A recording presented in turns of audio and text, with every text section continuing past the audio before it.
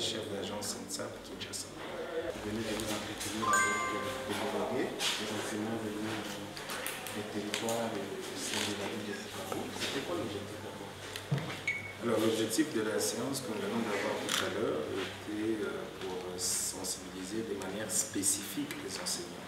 Je tiens à préciser que cet événement vient renforcer la première activité qu'il y a eu le 17 février ici à Bukavu, où nous avions sensibilisé l'ensemble des corporations, c'est-à-dire les agents de carrière au service public de l'État, les magistrats, les policiers, les militaires, les enseignants, l'enseignement supérieur universitaire, mais également ceux de l'EPST.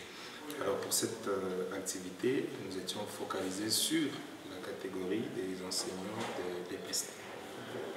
Voilà, il y a eu quand même des échanges, il y a eu des explications. Mais les enseignants ne semblent pas être convaincus. Comment allez-vous se comporter? Alors c'est comme je l'ai dit dans la salle, l'objectif pour moi n'était pas de le convaincre. L'objectif pour moi était de communiquer la vérité.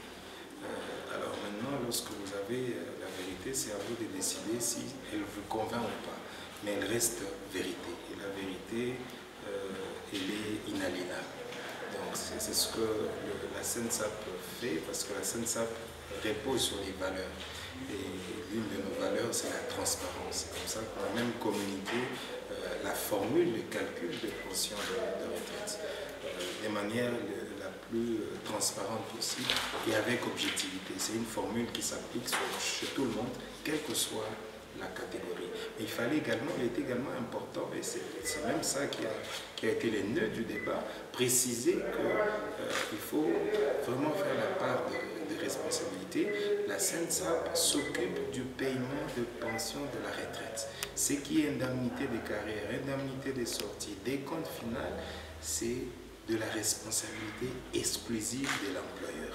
Et dans notre cas de figure, l'employeur, c'est l'État congolais. Et comment ça va se passer maintenant? Est-ce qu'il y a de telles rencontres vont se poursuivre? Au moment où vous avez annoncé l'arrivée la semaine prochaine de la question de Kinshasa. Voilà, alors la semaine prochaine, il y a nos collègues qui arrivent pour immatriculer les actifs et les retraités. Que ce soit les nouvellement retraités ou bien les anciens retraités. Et c'est comme ça que j'en ai profité de cette occasion pour demander à tous les concernés de mettre en ordre le dossier. Parce que nous l'avons fait également en février de cette année, lorsque nous annoncions que dans les jours qui viennent, les retenus vont s'appliquer, mais nous n'avons pas été pris au sérieux. L'information n'avait pas été partagée. Encore une fois, nous annonçons aujourd'hui que dès la semaine prochaine, en février, on disait le trimestre prochain, mais moi je vous dis, dès la semaine prochaine, l'équipe atterrit à Goma le dimanche. D'ici lundi 17 ou mardi 18, ils seront ici. Ça va passer, on recourra à vous les médias pour annoncer le lieu. Cette information, je ne l'ai pas, c'est pour ça que je ne la communique pas encore. Le lieu qui leur sera donné comme quartier général où ces opérations vont se dérouler. Mais on peut dire que les rencontres vont se poursuivre pour décider comment la faire. Oui, les rencontres vont se poursuivre parce que nous restons près de notre clientèle. C'est comme ça que j'ai même partagé le numéro du centre d'appel, la SENSAP, le 4011. J'en profite également, c'est un numéro court.